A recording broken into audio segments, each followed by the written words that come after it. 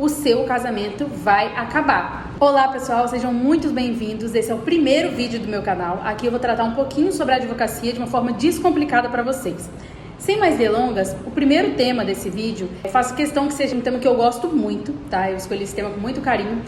E é algo que eu venho ouvindo as pessoas falarem ultimamente, só que é algo que eu já falava desde a época da faculdade. E ao contrário do que muita gente pensa, o direito de família não envolve só divórcio. Na verdade, a área que eu gosto mais é em relação ao pacto antinupcial. É um pacto feito antes do casamento, antes de contrair o matrimônio. Porque geralmente, gente, quando a gente vai casar, a gente está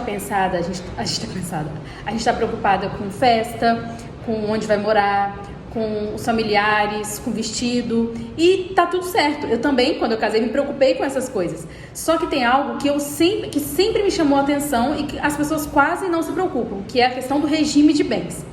Mas Ana, já sei, regime de bens, eu quero aquele que é seu e daqui pra frente é tudo junto, é de nós dois.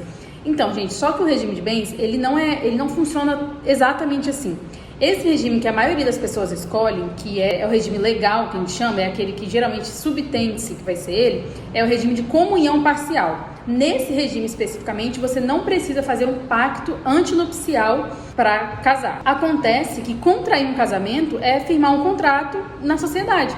Então, em cada caso, vai existir uma forma melhor de se fazer isso. O que eu estou querendo dizer? Que existem situações que as pessoas não percebem que elas vão se prejudicar lá na frente. Por quê? Gente, entendam, o seu casamento vai acabar. De alguma forma ele vai acabar. Seja no divórcio ou seja por morte. Então eu vou trazer aqui 3 situações em que eu acho muito interessante de se pensar num regime diverso do regime da comunhão parcial. Primeiro deles, quando uma das partes, um dos cônjuges, né, um dos noivos, é empresário. Empreender no Brasil, todo mundo sabe, não é fácil.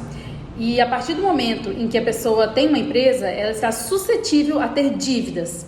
Dívida seja ela trabalhista, tributária, enfim.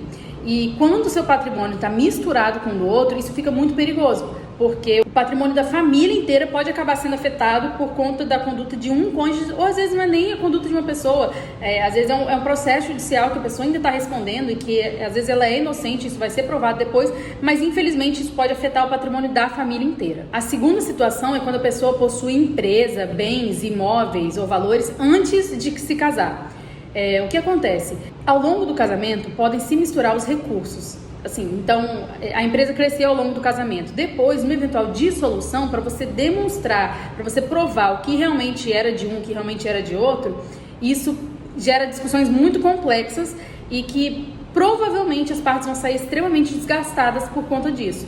Porque a pessoa que acha que tem direito tem que urrar para provar o direito dela, e a pessoa que acha que o outro não tem direito se sente completamente injustiçada também. E por fim, a terceira situação, que é algo que eu pensava muito, porque, como eu falei, gente, nem todo casamento vai terminar em divórcio, não é mesmo?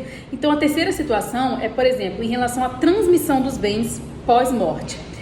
Quando você casa num regime de comunhão universal, que é aquele regime que tudo é dos dois, quando uma das pessoas falece, o patrimônio ele é meado. Então, ele vai ser dividido ao meio e não vai incidir imposto sobre aquilo. Porque aquele patrimônio já era dela, entende? Aquela massa toda já era dos dois. Então, a partir do momento em que um falece e vai ser dividida a herança, realmente, essa parte aqui vai haver transmissão, vai incidir imposto de transmissão para os herdeiros.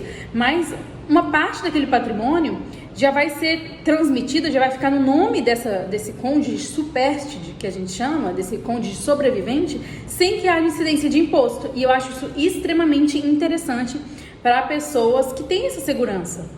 Mas, Ana, e no meu caso, que eu acho que eu não vou terminar em divórcio, mas eu também não quero uma comunhão universal. Gente, essa é a melhor parte, que é algo que quase ninguém fala.